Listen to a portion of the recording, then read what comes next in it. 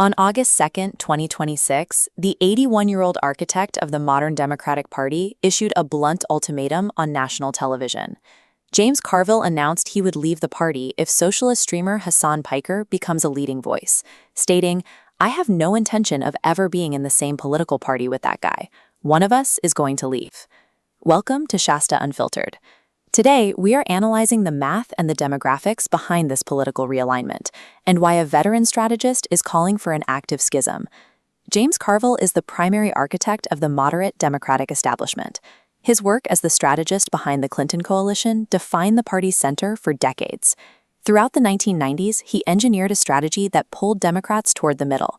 It was a pragmatic, election-winning formula designed to capture suburban and middle-class voters who were skeptical of the far left. That formula collided with a new reality in the June 2026 New York City congressional primaries. A wave of candidates running as Democratic socialists swept 3 major races in a single night. Backed by New York Mayor Zohran Mamdani, this grassroots push successfully unseated 5-term Representative Adriano Espaillat. A political newcomer replaced an established incumbent, signaling a major shift in local power. Carville's threat to walk away is a reaction to this shift. He recognizes that the institutional machinery he spent his career building is being commandeered by an opposing ideology. That opposing ideology has found a cultural megaphone in Hasan Pyker. As traditional cable news loses its influence, this socialist Twitch streamer pulls in millions of young viewers. Pyker operates outside the traditional party apparatus. He commands a massive digital audience and campaigns directly with progressive candidates, bypassing the old guard consultants entirely. He functions as a central hub for the Democratic Socialists of America.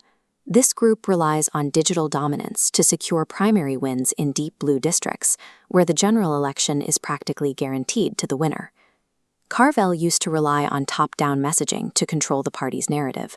The DSA uses bottom-up organizing at the base level to outmaneuver the establishment. The friction is centered on specific policy demands. They reject foreign policy orthodoxy, push for the abolition of incarceration, and demand radical economic overhauls.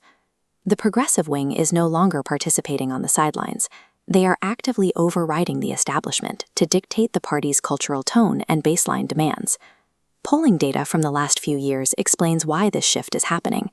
There is a wide generational divide in economic philosophy splitting the Democratic voter base. This chart tracks economic preferences among Democratic voters. Older demographics still view traditional capitalism with a strong positive preference, mirroring Carville's original coalition. But among younger cohorts, the results flip. Favorability for socialism surges past traditional capitalism for the party's emerging base. These socialist primary victories aren't local anomalies. They are a direct reflection of what the younger, emerging Democratic electorate actually prefers. Carville might be losing his grip on internal party power, but he still speaks for a large constituency. He claims an overwhelming majority of moderate Democrats share his discomfort with the DSA platform. This creates a mathematical risk.